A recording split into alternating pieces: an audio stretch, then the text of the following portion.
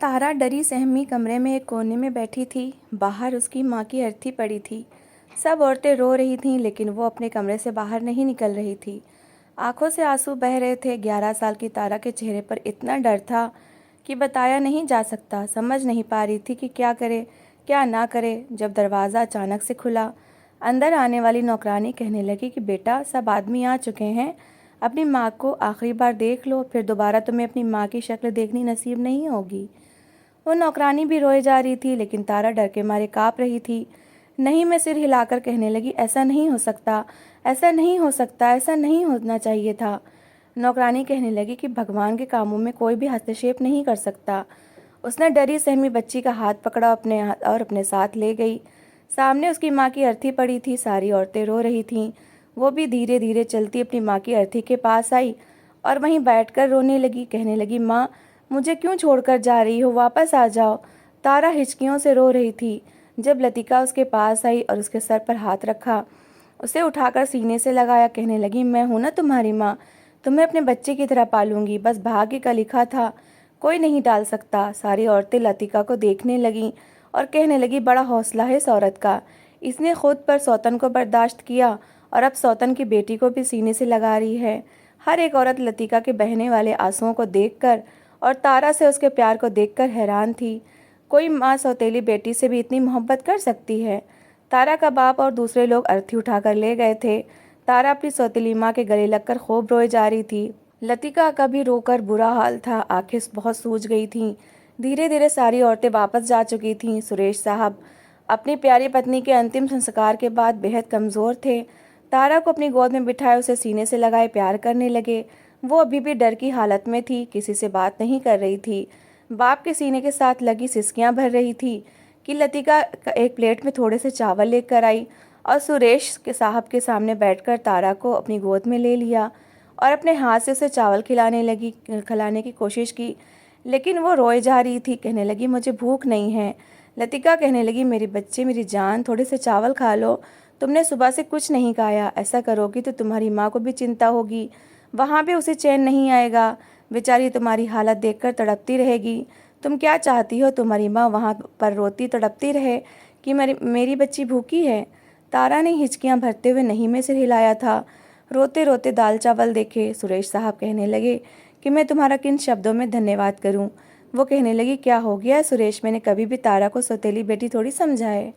मेरी कौन सी कोई औलाद है, मैंने तो इसे हमेशा अपनी सगी बेटी की तरह प्यार किया है और सारिका को भी कभी सौतन नहीं समझा था। हम तो बहनों की तरह ही रहते थे। फिर उसने एक ठंडी सांस भरी। कहने लगी, काश कि उसे कुछ ना होता, मुझे तो वो नहीं भूलती। बड़ा अच्छा समय बीता है मेरा उसके साथ, लेकिन बेचारी ज़िंदगी ही इतनी कम लिखवा कर आई थी। मुझे तो अभी भी समझ नहीं आता कि इतनी कम उम्र में उसे हार्ट अटैक पड़ा कैसे। सुरेश कहने लगा, भगवान की मर्जी के आगे हम क्या कह सकते हैं।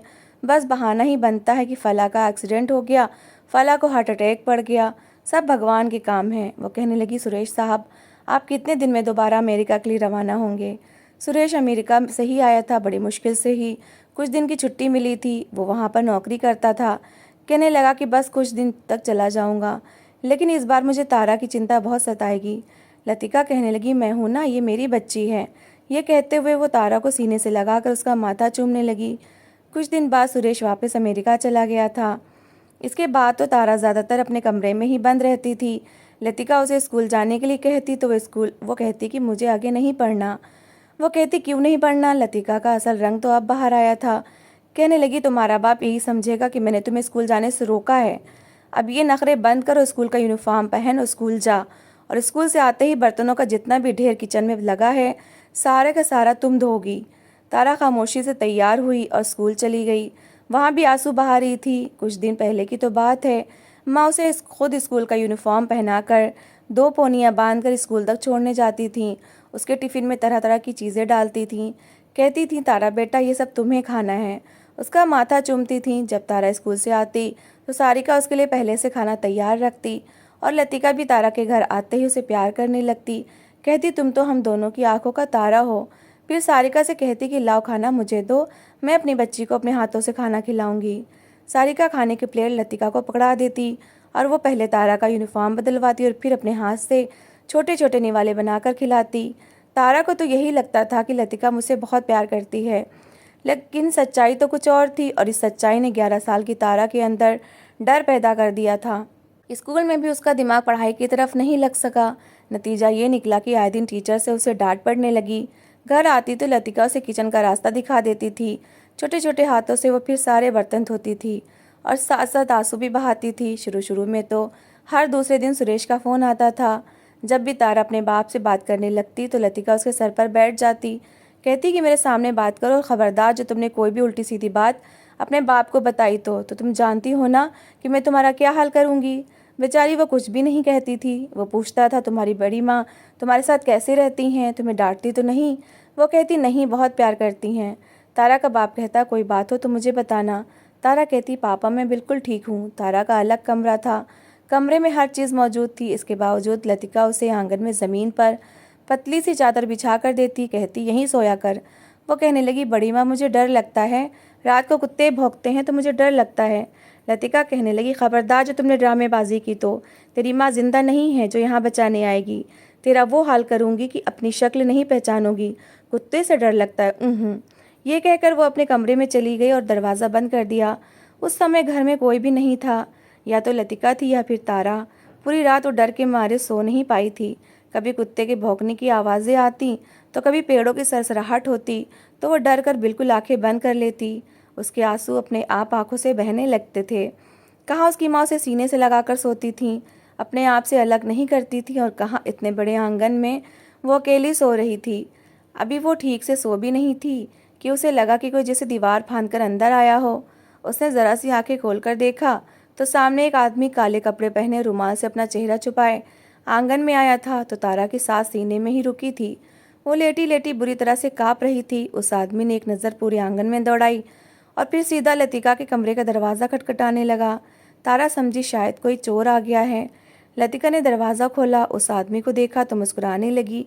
कहने लगी कि कितने दिन से तुम्हारा इंतज़ार कर रही हूँ, अब टाइम मिला है। वो कहने लगा मैं शहर से बाहर था, शहर आया तो जैसे ही तुम्हारा संदेश मिला मैं आ गया। फिर कहने लगा चला गया तुम्हारा पति?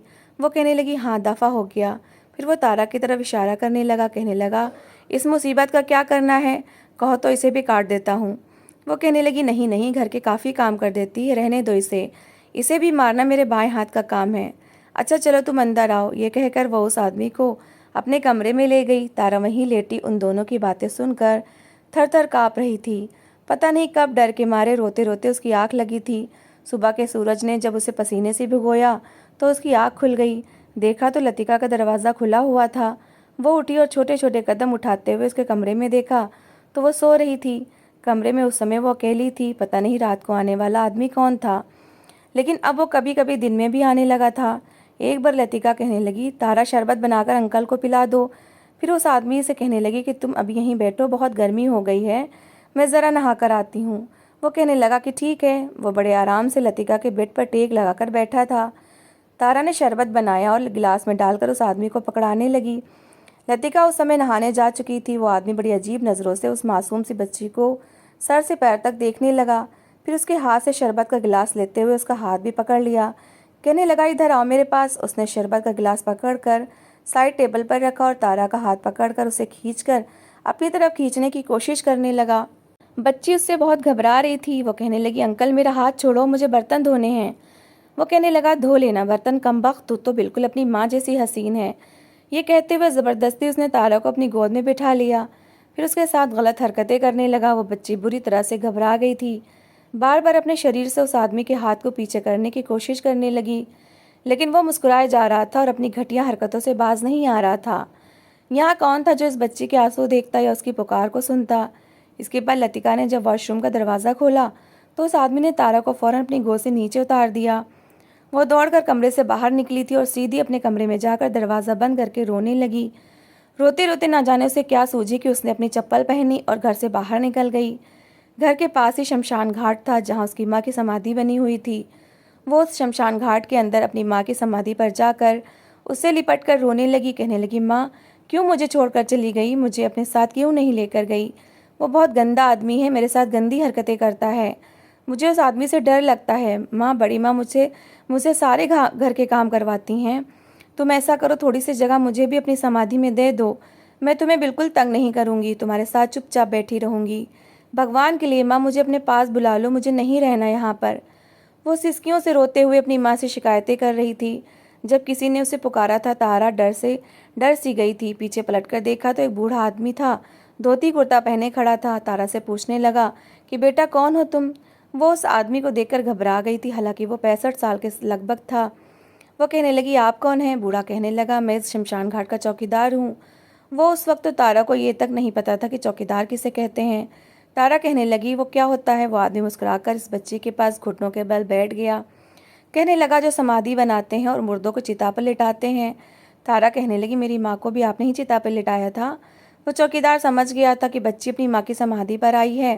वो कहने लगा हाँ, यहाँ पर हर आने वाली हर अर्थी को मैं ही चिता पर लिटाता हूँ। फिर तारा शिकायत भरी नज़रों से उसे देखने लगी और कहने लगी आपने मेरी माँ को कहाँ भेज दिया?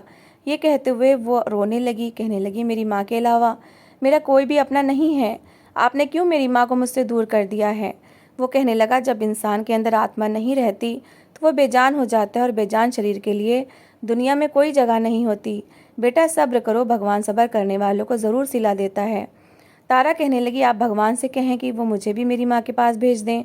मुझे इस दुनिया में नहीं रहना। मेरी बड़ी माँ मुझ पर बहुत अत्याचार करती हैं। अब तो वो ये कहकर चुप हो गई थी। बूढ़ा उसे पूछने लगा कि मुझे बताओ सब। इससे पहले कि तारा कोई बात करती, लतिका और वो आदमी शमशान घाट में आ गए। उनके चेहरे की हवाइयाँ उड़ी हुई थीं। लतिका ने जैसे ही तारा को देखा तो भागती हुई तारा के पास आई। कहने लगी तुम यहाँ बैठी हो? मैं हर जगह तुम्हें ढूंढती फिर रही हूँ। तुम्हारे बाप का बार बार फ़ोन आ रहा है, कह रहा है कि तारा से बात करवाओ। किससे पूछ कर आई थी तुम यहाँ? बता नहीं सकती थी क्या? मैं तुम्हारी नौकरानी हूँ जो तुम्हें ढूंढती फिरूँ? चल कमबख्त, आज तो तुझे छोड़ूंगी नहीं। लतिका ने उसे कंधे से पकड़ा और घसीटते हुए ले गई। वो चौकीदार देखता ही रह गया, लेकिन वो खुद गरीब था, किसी से क्या लड़ सकता था, लेकिन भगवान से उस बच्ची के लिए प्रार्थना ज़रूर करने लगा था। लतिका जब उसे घर लेकर आई तो पहले तो उससे कहने लगी कि अपने बाप से बात कर और उसे यही कहना है कि तू नहाने गई थी इसलिए देर हो गई। कुछ देर बाद फिर से सुरेश का फ़ोन आने लगा। उसने फ़ोन उठाकर अपने बाप से यही कहा कि वो नहा रही थी। कुछ देर बाद से बात करने के बाद उसने फ़ोन बंद कर दिया।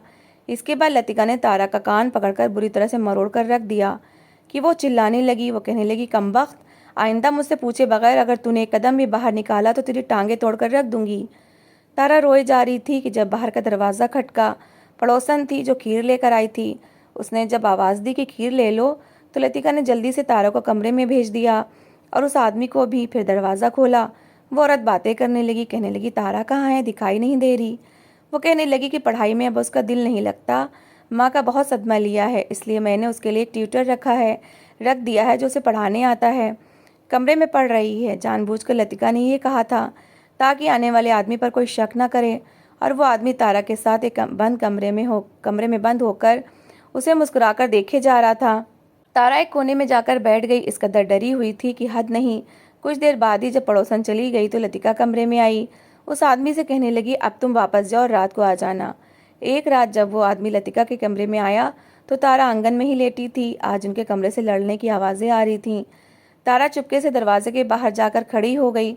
जब उसने कान लगाकर सुना तो जो बातें उनकी वहाँ हो रही थीं वो सुनकर तारा के होश उड़कर रह गए थे। वो बुरी तरह से कांपने लगी थी। जो बात वो आदमी लतिका से कह रहा था वो सुनकर तो तारा की आत्मा काँप कर रह गई थी, क्योंकि अब वो आदमी उससे गलत फरमाइश कर रहा था कि मुझे तुम्हारी बेटी बड़ी अच्छी लगने लगी है, बड़ी सुंदर है। वो कहने लगी इस बात से तुम्हारा क्या मतलब है? वो कहने लगा कि बस मैं एक रात उसके साथ बिताना चाहता हूँ। लतिका कहने लगी तू पागल हो गया है? वो नाबालिग है, मर जाएगी। वो सिर्फ 11 साल की है। वो कहने लगा तुम मरने देना, कह देना कि बुखार आ गया, और ऐसा बुखार आया कि उतरा ही नहीं। ये सुनकर लतिका कुछ घबरा गई। कहने लगी मुझे सोचने का समय दो। देखो अभी तक सुरेश ने मेरे नाम एक पाई नहीं की और मैं उस इंसान को सिर्फ इसलिए बर्दाश्त कर रही हूँ कि मैं चाहती हूँ कि ये घर मेरे नाम हो जाए। शादी के बाद मुझे औलाद नहीं हुई थी, इसलिए उसने दूसरी शादी कर ली थी। मैं ही जानती हूँ कि मैंने उस सारिका नामी औरत को कैसे बर्दाश्त किया। फिर तो मेरी ज़िंदगी में आ गया, मुझे तुझसे मोहब्बत हो गई, लेकिन मैंने अपनी ज़िंदगी के इतने साल उस आदमी को दिए हैं। मेरा हक बनता है कि ये घर और उसकी जायदाद मेरे नाम हो जाए। बस इसलिए अच्छा बनने का नाटक कर रही हूँ। जिस दिन ये सब कुछ मेरे नाम हो गया ना, तो वैसे ही सुरेश को भी मार डालूंगी जैसे सारिका को मारा था। किसी को मुझ पर शक नहीं हुआ था। सबको लगा कि हार्ट अटैक आया है और फिर हम शादी कर लेंगे। वो कहने लगा, तो वो तो कर लेंगे, लेकिन अभी तुम इस लड़की के बारे में कुछ सोचो, इस उम्र में भी कमाल का हुस्न रखती है। वो कहने लगी, अच्छा अच्छा, ज़्यादा उतावला ना हो, मैं सोचती हूँ कुछ। लतिका ने बात को टाला था। सारी बात तारा सुन चुकी थी। अपने कमरे में जाकर उसने दरवाज़ा बंद कर लिया था। रोए जा रही थी कि क्या करे और क्या ना करे। अगर इस आदमी ने उसके साथ कुछ भी गलत कर दिया तो हो सकता है कि वो मर जाए, और ये भी हो सकता है कि जिंदा बच जाए, लेकिन वो ज़िंदगी भी मौत के से बदतर थी। फिर अपने बाप के बारे में लतिका से सुनकर वो और भी ज़्यादा डर गई थी कि एक बाप एक ही तो था। उसे डर था कि वो भी दुनिया से चला गया, फिर तो तारा कोई भी पूछने वाला ना होता। इसलिए उसने सोच लिया था कि अब उसे क्या करना है, क्योंकि कोई नहीं जानता था कि सारिका की मौत कैसे हुई। लेकिन तारा जान गई थी, इसलिए तब से ही लतिका से डरने लगी थी। दोपहर के समय लतिका पड़ोसन के घर चली गई। तारा फौरन लतिका के कमरे में गई। उसकी अलमारी खोलकर कपड़े उलट पुलट करने लगी। अचानक उसके हाथ में वो चीज़ लग गई जिसने उसकी माँ की जान ली थी। उसने हाथ में उसे दबाया और किचन में छुपा दी। कुछ देर बाद लतिका वापस आ गई थी। वो आदमी भी आ गया जो दुनिया की नज़र में उसे पढ़ाने आता था। लतिका तारा से कहने लगी, ऐसा कर दो, 2 कप चाय बनाकर ट्रे में रख कर ले आ। वो कहने लगी, अच्छा मैं अभी बना कर लाती हूँ। और किचन में जाकर चाय बनाई और वही जहर की शीशी निकाल कर उसमें कुछ बूंद जहर की डाली, जैसा कि लतिका ने कभी सारिका की चाय के कप में जहर की बूंदें डाली थीं। उस दिन तारा किचन में गई थी। जब उसने लतिका को ये करते देखा तो वो समझ नहीं पाई थी, और इसके बाद वही चाय सारिका ने पी ली थी और कुछ देर बाद ही उसका दम घुटने लगा और वो मर गई। तारा के दिमाग में कहीं ना कहीं ये बात भी थी कि इस शीशी में कुछ ऐसा था जिसकी वजह से उसकी माँ मर गई। आज उसने वही जहर इन दोनों के कपों में डाल दिया था और वो कप उन दोनों के सामने रख दिए। उन दोनों ने वो चाय पी ली। वो आदमी कहने लगा, चाय तो बड़ी स्वादिष्ट बनी है। फिर कहने लगा, लतिका तुमने क्या सोचा? वो कहने लगी, हाँ मुझे कोई आपत्ति नहीं है। ऐसा करो, तुम रात को आ जाना और फिर जो चाहे कर लेना। वो आदमी बड़ा खुश हो गया। चाय पीकर वो लतिका से बातें करने लगा। तारा चुपचाप अपने कमरे में जा चुकी थी। उन दोनों की हालत बिगड़ने लगी। वो दोनों ही एक साथ कमरे में गए थे और दोनों की मौत हो गई। तारा को जब विश्वास हो गया कि दोनों मर चुके होंगे तो उसने तो जाकर पड़ोसन को जाकर बुलाकर लाई कि उसकी बड़ी माँ पता नहीं उसके सर के साथ कमरे में क्यों बंद है। जब दरवाज़ा खटखटाया और किसी ने ना खोला तो मोहल्ले के कुछ आदमी भी आ गए। धक्का देकर जब दरवाज़ा खोला गया तो दोनों ही बेड पर मरे पड़े थे। ये देखकर लोगों में बातें शुरू होने लगीं। सुरेश भी वापस आ गए। सबने कहा कि तुम्हारी पत्नी बदचलन थी, शायद भगवान की तरफ से दोनों को सज़ा दी गई है और दोनों ही मर गए हैं और इनका पाप भी सामने आ गया। तारा ने बहुत होशियारी दिखाई थी और अपनी इज्जत बचा ली और अपने बाप की जान भी। अब वो अकेली रह गई थी, इसलिए सुरेश उसे अपने साथ अमेरिका लेकर आ गया और उसका बहुत ख्याल रखने लगा। अमेरिका पहुंचकर तारा ने सारी बात अपने पिता को बता दी थी कि कैसे लतिका ने सारिका को जहर दिया था और वो उस आदमी के साथ मिलकर सुरेश को भी जान से मारना चाहती थी।